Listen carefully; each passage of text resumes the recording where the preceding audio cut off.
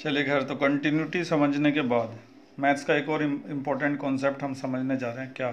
Differentiability.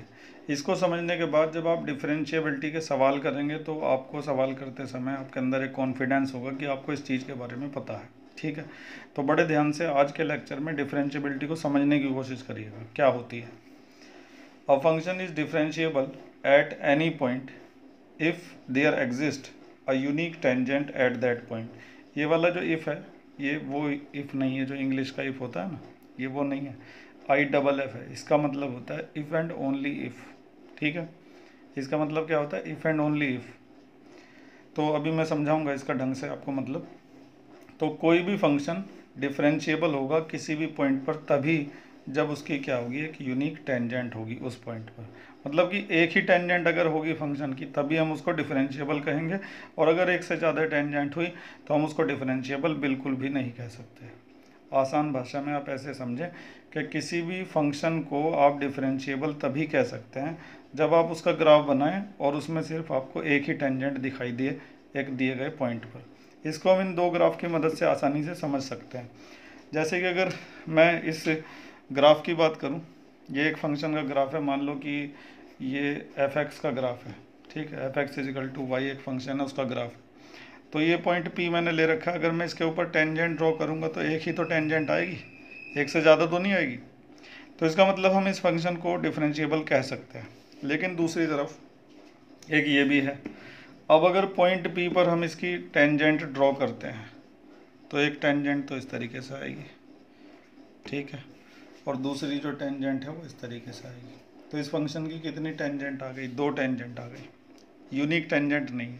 तो इसका मतलब इस फंक्शन को डिफरेंशिएबल नहीं कहा जा सकता, लेकिन इसको डिफरेंशिएबल कहा जा सकता है। तो ज्योमेट्रिकली तो डिफरेंशिएबिलिटी का मतलब ये होता है कि अगर किसी फंक्शन की किसी दिए गए पॉइंट पर एक ही टेंजेंट है तो वो क्या कहलाएगा? डिफरेंशिएबल। लेकिन अगर किसी फंक्शन की किसी दिए गए पॉइंट पर एक से ज़्यादा टेंजेंट है तो वो डिफरेंशिएबल नहीं कहलाएगा। ज्योमेट्रिकली ऐसे होता है। एक और डेफिनेशन हमारे पास है, उसे भी देख लेते हैं क्या है। In other words, a function is differentiable at a point if, ये वही वाला है, इफ़ एंड ओनली इफ़ वाला, the curve does not have a corner eight that point. कोई भी फंक्शन किसी दिए गए पॉइंट पर तभी डिफरेंशिएबल कहलाएगा जब उस दिए गए पॉइंट पर उसमें कोई कॉर्नर ना हो। ये लिखा है ना, not have a corner eight that point.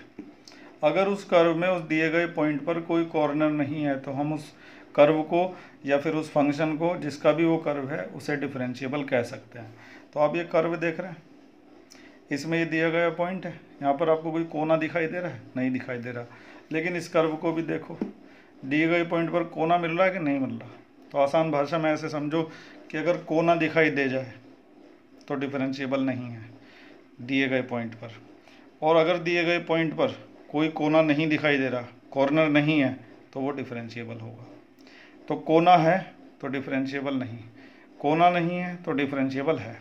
तो ज्योमेट्रिकली मैंने आपको डिफरेंशिएबिलिटी का मतलब ये समझा दिया है। एक बार फिर से रिपीट करता हूँ दोनों डेफिनेशन को, क्योंकि मतलब समझ में आ जाएगा ना तो फिर सवाल करने में मज़ा आएगा। ठीक है, तो डिफरेंशिएबिलिटी का दोबारा से मतलब समझते हैं।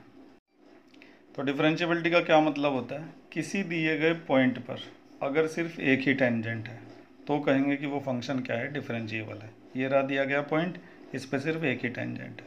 अगर एक से ज़्यादा टेंजेंट हो गई तो कहेंगे नॉट डिफरेंशिएबल। ठीक है, एक डेफिनेशन तो ये हो गई। दूसरी डेफिनेशन क्या है कि अगर आपका जो फंक्शन है उसका आप कर्व ड्रॉ करते हैं या ग्राफ ड्रॉ करते हैं और उसमें आपको कोई कॉर्नर पॉइंट नहीं मिलता है तो आप क्या कहेंगे? कि वो डिफरेंशिएबल है। और अगर आपको कॉर्नर पॉइंट मिल गया तो आप कहेंगे नॉट डिफरेंशिएबल है।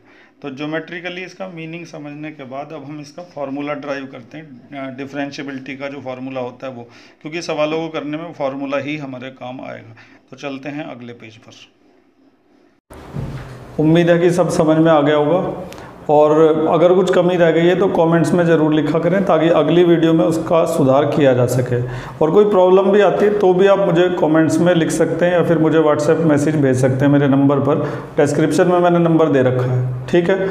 और अगर आपने चैनल सब्सक्राइब नहीं किया हुआ है तो सब्सक्राइब ज़रूर कर लीजिए, ताकि समय समय पर आपको मैथ और साइंस की इसी तरह की इंफॉर्मेटिव वीडियो मिलती रहे। Thank you.